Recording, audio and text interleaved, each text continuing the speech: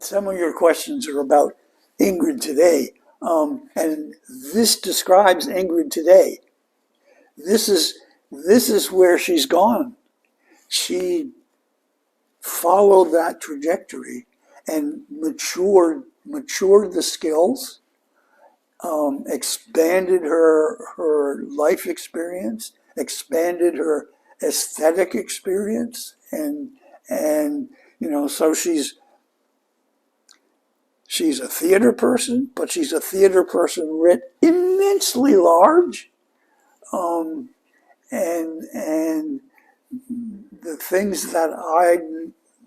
the little bit that I know about the great complexities and reaches of her contemporary work. The theater is at the core. The theater helped her hone those skills as a director, as she's an artist of life. One of the joys of working in programs like UWW and the inquiry program is we worked with people. You're walking down the street or you're at someplace where people are meeting you, and they said, "What did you do?" And I say, "Oh, I worked at UMass." And they said, "Oh, you were a professor. What did you teach?" And what they expect me to say is my degrees, right? I was a literature teacher, I was a theater teacher, but that's not what we did in the inquiry program in UWW. The real answer to people who really care when they said, "What did you teach?" is people.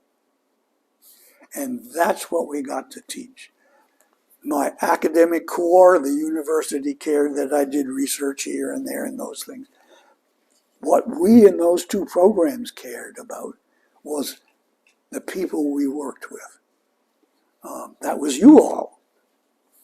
And we didn't teach you. We scrambled and scrabbled around trying to come up with words. Were we a coach? Were we a loving uncle? Were we a tutor?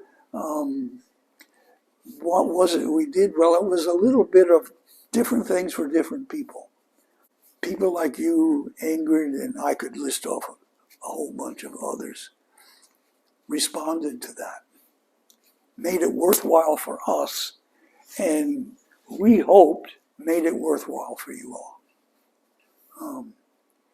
And Ingrid was always one step ahead of herself.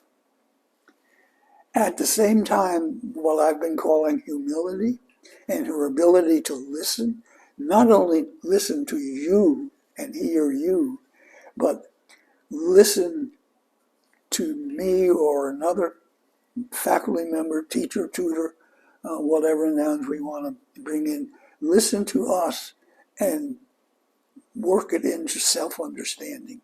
But that was one way that she was different. She was quicker at that. She came ready to do it. A lot of people come to those programs not realizing that that's really what they have to do.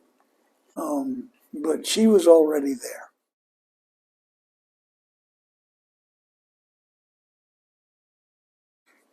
And I have to say, virtually, that's not quite right.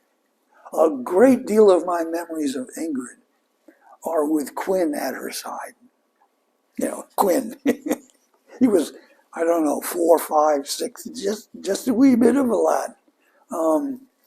And you could see how that nurturing, loving relationship between the two of them influenced her academic work, which more than a lot of people became her professional work.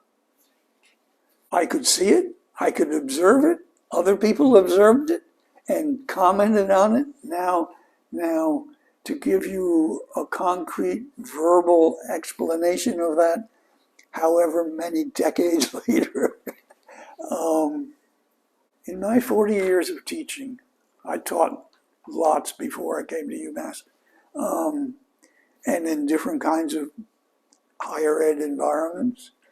Lots of different students brought young children. I even had a couple of students, not at the same time, spread out, but bring an elderly parent. There was not only a warmth and connection between mom and son, Ingrid and Quinn, but there was an active, synergistic energy going on. You could almost see sometimes that he was the reason she was working so hard. And her working hard was going to help him.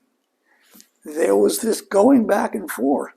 Not just the young kid sitting over there with his crayons and coloring book while mom was having these discussions in classroom. There was more action, even though there wasn't filmable action.